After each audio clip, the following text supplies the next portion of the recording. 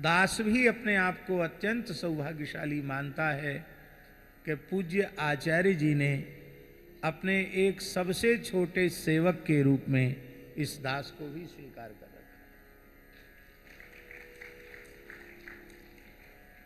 इसी फोगला आश्रम की बात है।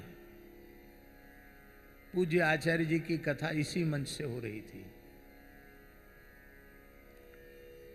और हमको देखते ही उन्होंने कहा कि आप तो पूरे समय रहेंगे, क्योंकि पूज्य आचार्य जी उनका स्वभाव था कि कुछ उत्तम श्रोता उनके सन्मुख होना ही चाहिए,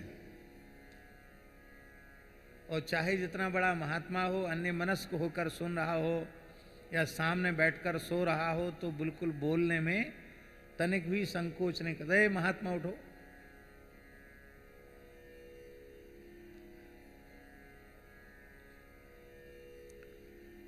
ये उनकी कृपा थी कि अच्छे प्रबुद्ध श्रोता उन्हें प्रिय थे, और वही एक ऐसे महापुरुष थे जिनके साथ प्रबुद्ध संतों की मंडली चलती थी। नहीं महाराज, बड़े बड़े वक्ता राष्ट्रीय और अंतर्राष्ट्रीय वक्ता निरंतर विचरते ही रहते हैं, घूमते ही रहते हैं, लेकिन जो संतों का समुदाय पूज्य आचार्य जी के साथ दर्शन होता था वो अन्यत्र दुर्लभ था। अब हमारे तो जैसे प्राण से सूख गए, क्योंकि हमको दूसरे दिन ही ग्वालियर जाना था।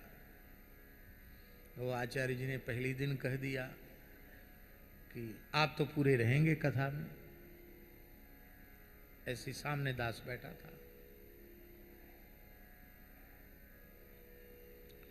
तो मन में हमने सोचा कि जो भी हो, जो कुछ कहेंगे उसी में हमारा हित होगा, लेकिन एक बार महाराज जी कथा के बाद कक्ष में पहुंच जाएं तो उनसे अत्यंत विनम्रता पूर्वक क्षमा याचना करते हुए कि पूर्व निश्चित संकल्पित कार्यक्रमानुसार हमें ग्वालियर जाना पड़ेगा, आप क्षमा करें अपराध। ये उनसे अनुमति लेकर तब जाऊं, ऐसा मन में भाव आया। और वो कथा भी श्रीमद् वाल्मीकि रामायण की कथा थी, और दास की वाल्मीकि रामायण की पहली कथा थी। यद्यपि उसके पूर्व श्री हनुमान जी को श्रीमद् वाल्मीकि रामायण की 5 आवृत्ति हम हनुमान जी के सामने बैठकर हनुमान जी को मूल पारायण के रूप में श्रवण करा चुके थे।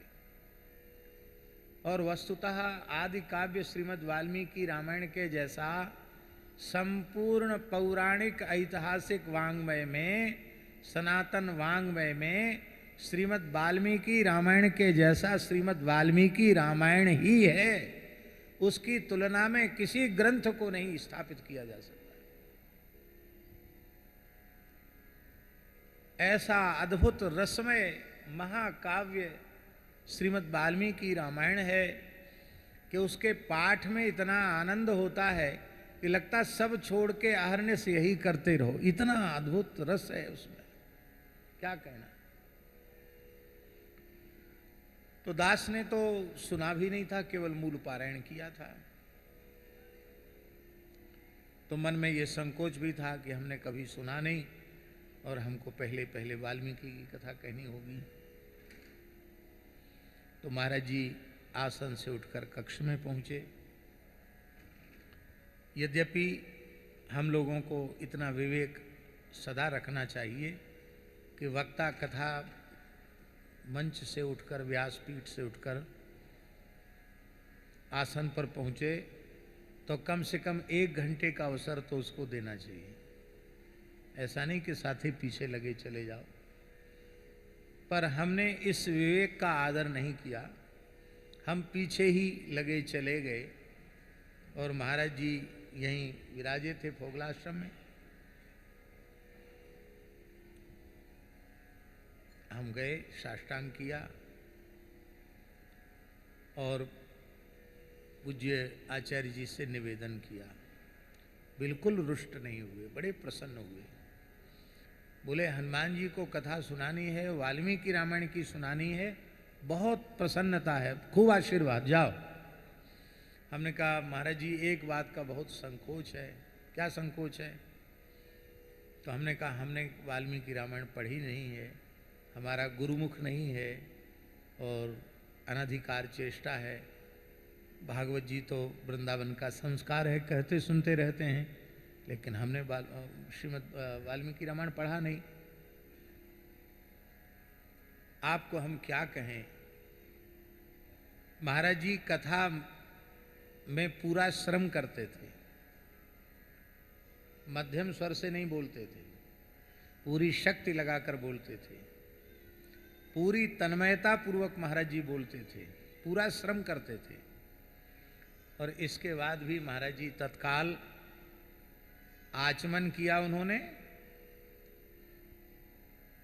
विधिवत आचमन करने के बाद बोले बैठ जाओ, तुमको एक श्लोक पढ़ा देते हैं, तो तुम्हारा यह संकोच दूर हो जाएगा कि हमारा वाल्मीकि रामायण गुरुमुख नहीं है।